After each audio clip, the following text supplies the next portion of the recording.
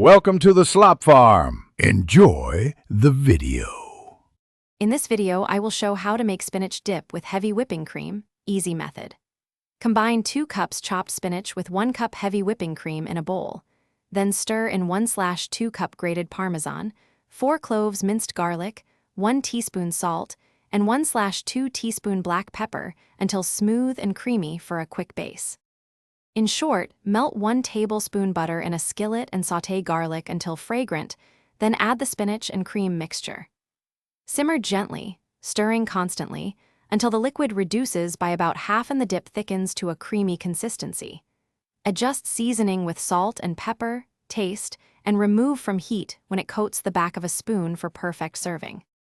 If you are finding this video helpful, please subscribe and like for more easy recipes and tips. Quick recommendation: the new Kindle Paperwhite is perfect for reading recipes and cookbooks anywhere, making kitchen prep easier and hands-free. Check the description for the product link and other deals to grab one if you like. Now let's get back to the video. Serve the warm spinach dip straight from the skillet or transfer to a bowl for a cozy presentation.